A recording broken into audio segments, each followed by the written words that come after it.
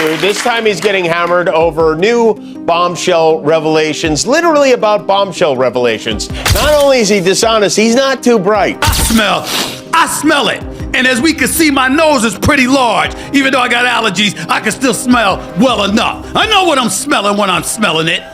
In one of the wildest moments where sports and showbiz clashed, Stephen A. Smith and Jimmy Kimmel went in hard on Floyd Mayweather live on TV. Their brutal takedown had people laughing, arguing, and the media buzzing. While Smith blasted Mayweather's legacy and shady money moves on ESPN, Kimmel roasted him with savage jokes and parody. The timing couldn't be worse for Mayweather, who's already under fire for alleged crypto scams, sketchy real estate deals, and dodging debts. Together, Smith and Kimmel didn't just mock him. They cracked open the image of a champ who's been hiding behind an undefeated record. Was for this, or was this just... I guess it's something that they just made up. Something made up. Do you think they're going to paint over that when it goes as everyone seems to think it's going to go? I'm pretty sure. Yeah. You should buy that gym from him and knock it down with a wrecking ball.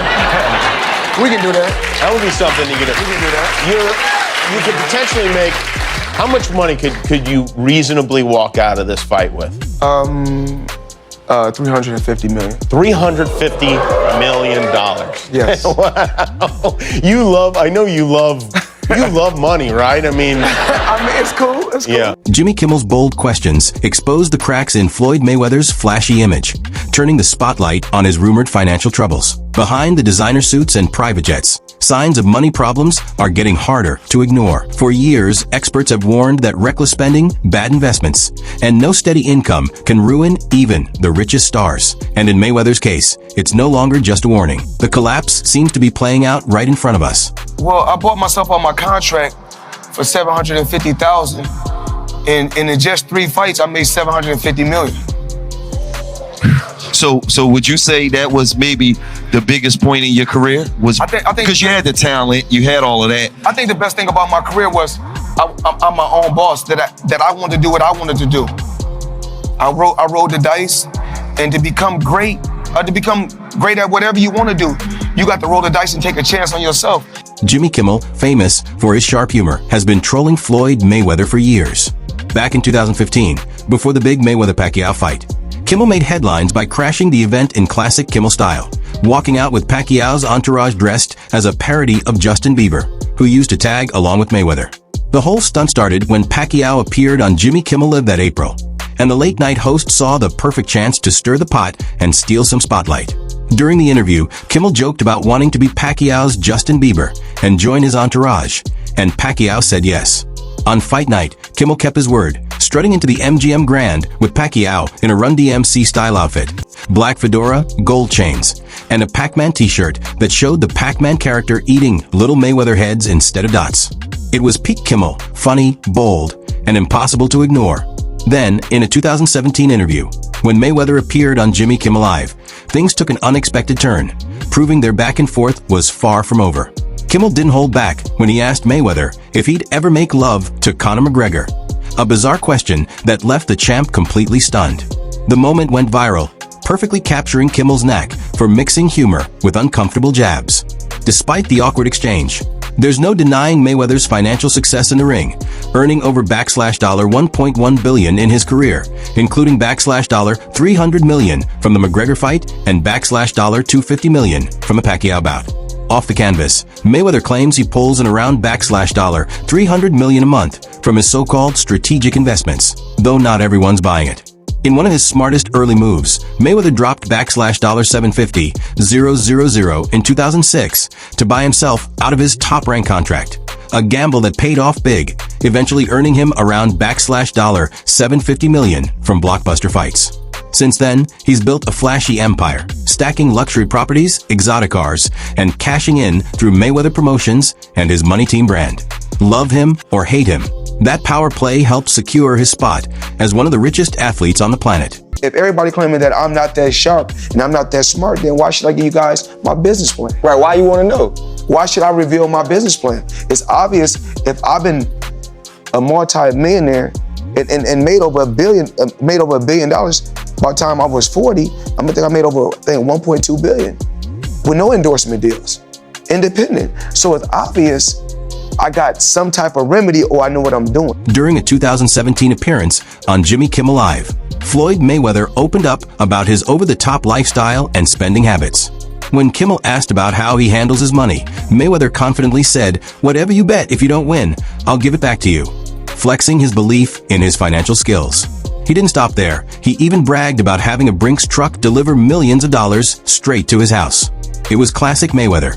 Flashy, bold, and unapologetically extravagant. Mayweather's love for luxury knows no limits.